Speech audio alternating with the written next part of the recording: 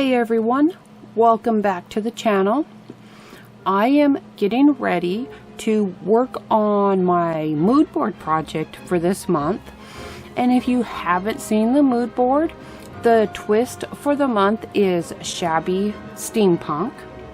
I love steampunk, so I was super excited about the papers that were in this month's scrapbooking kit, and I decided to use them as a base on a top hat that I had created. Just gonna flip through the papers here real quick. You already saw there's 2 packs of Prima flowers, a pack of some metal flowers, and some little metal corners that are in this month's scrapbooking kit.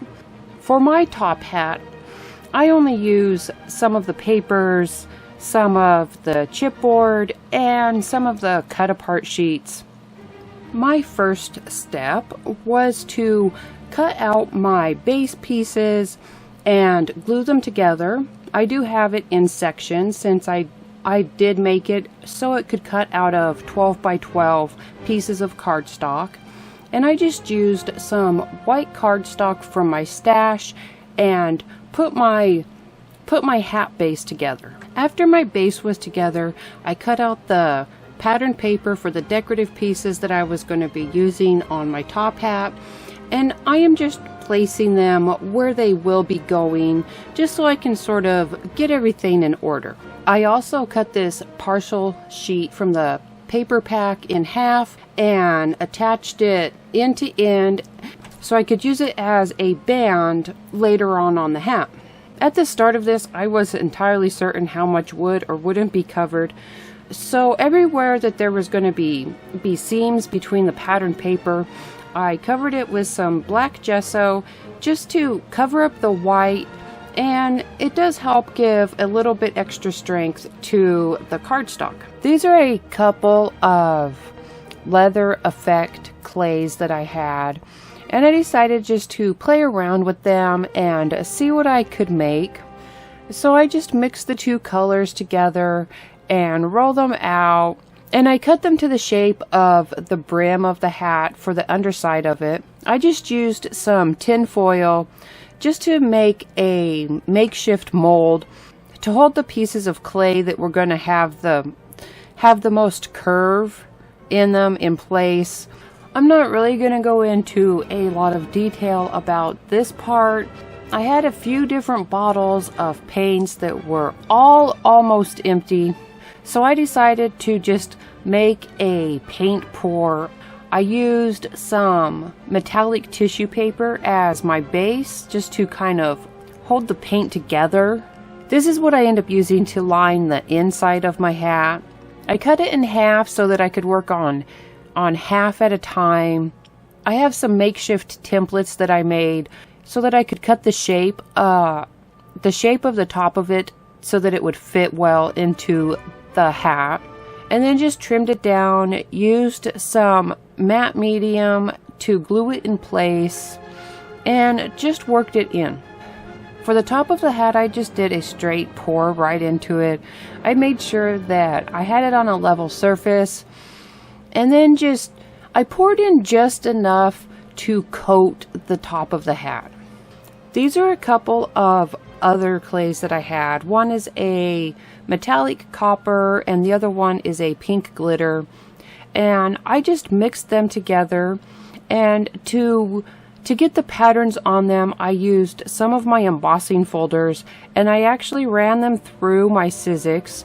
I put the clay pieces in between some parchment paper and then folded the embossing folders over them and then ran them through my Sizzix. I didn't use the proper stack, the proper sandwich on my Sizzix that you would normally use for embossing folders with paper. I just eyeballed how thick I wanted it and ran it through, baked up my clay, and because it was thin and it stayed relatively flexible, I cut it into strips. I have some here that I used the 3D riveted embossing folder with, and some that I used with the diamond plate embossing folder. And this just gave me some strips of makeshift metal but they also have that pink tint to them, so that it goes with that steampunk and that shabby. I had all of these pieces made up, and I decided that I needed to start putting things together just so I could figure out what direction the rest of this hat was going to go. And I just used some E6000 to start attaching my leather clay to the underside of my hat. I had put some of this halo pink gold paint down. I wasn't entirely certain where everything was headed at this point in time. I started stenciling on the top of the hat, and then I decided I wanted to add that stenciling to the circles I had cut out. When I decided that making little windows in my hat would be a fun idea to try. So then I switched over and added my stenciling to the circles that were going to be the bases of my little windows, the 3 I have on the top, and then I have 3 spaced out around the brim. And then I just added some Fabri-Tac underneath the circles just to hold them in place.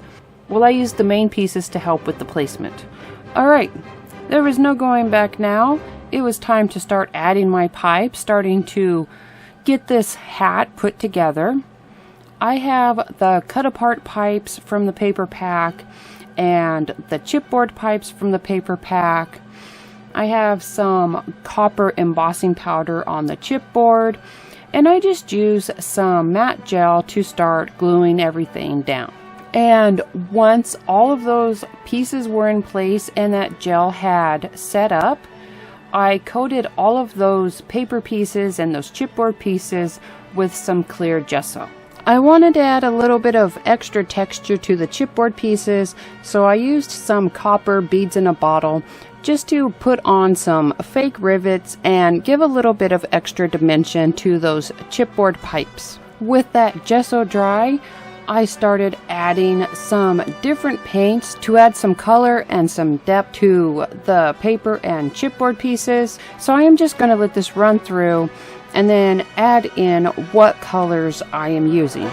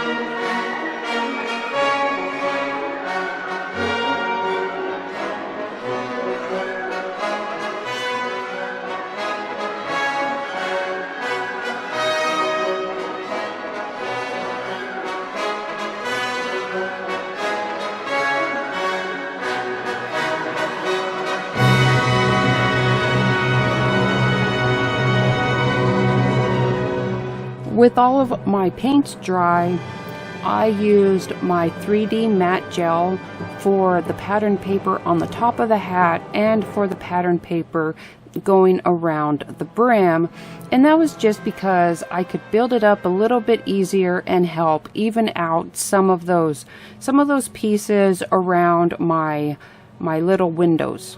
For the sides of the hat, I used a mix of matte gel and some fuchsia stencil butter. I kept the fuchsia stencil butter to the areas that would be in between my panels, and that was just once again just to add a little bit of extra color where the pattern paper might not cover. Then I set my hat off to dry so I could start working on my main cluster. I have some black gesso on the heart and the gears that I added to the heart, and I have clear gesso on the 2 larger gears behind the heart. And like I did before, I am just going to let this run through and I'll pop up which paints I'm using.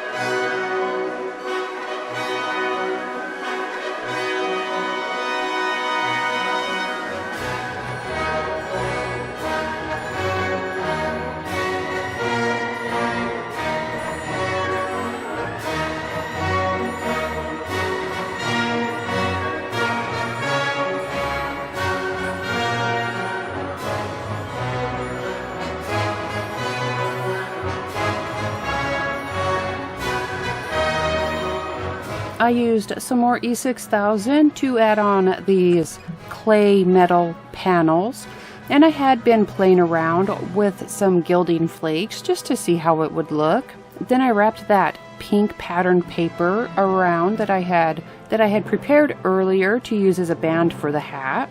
I also have gilding flakes on these rings that I created using some of my leftover clay.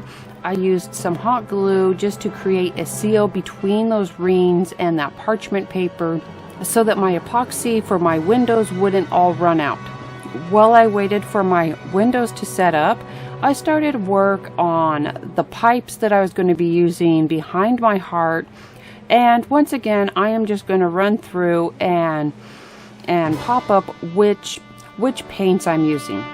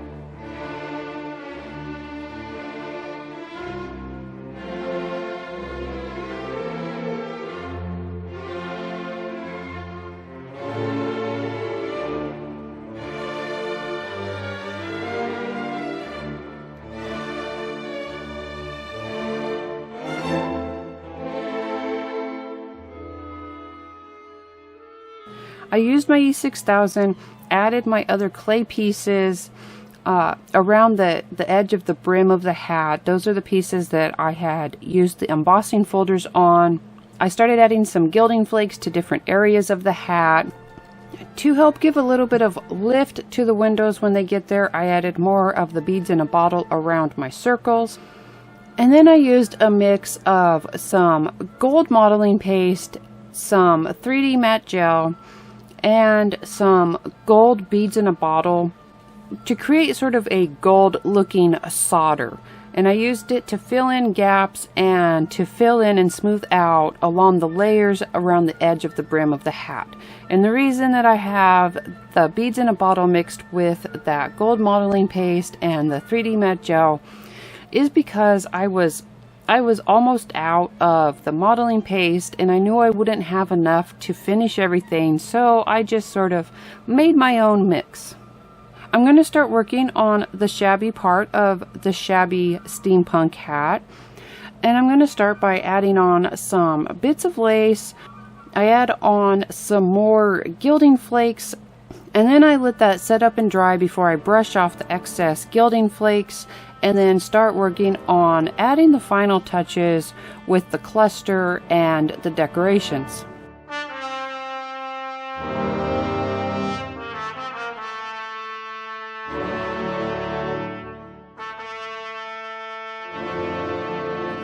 Alright, I get my hat set up so that this edge is flat so that I will be able to put my resin heart cluster on here.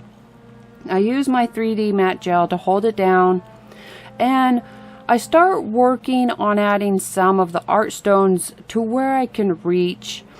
I lit the 3D gel set up overnight before I finish adding the rest of my art stones and adding my paints to finish up this hat.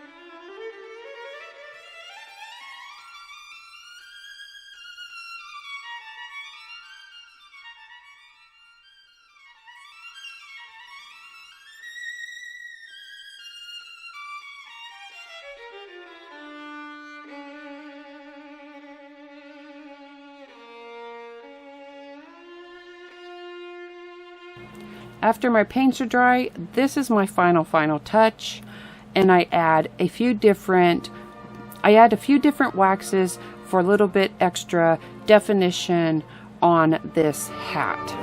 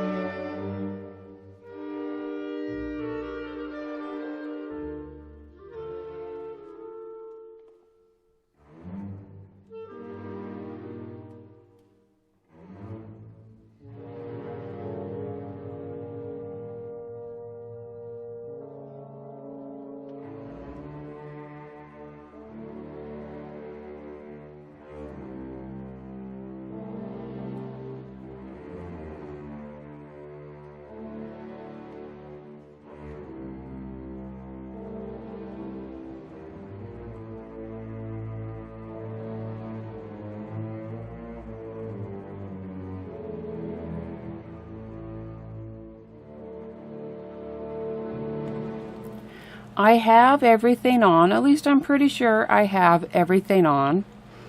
I am just going to set it off now and make sure that anywhere there might be some moisture has ample time to dry out.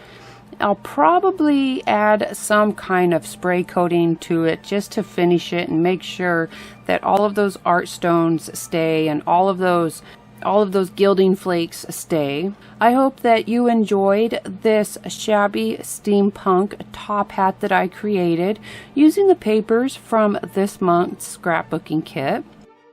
Don't forget to subscribe to the channel and turn on notifications if you haven't already. Give us a thumbs up and feel free to share this video. Thank you, and I will see you again next week.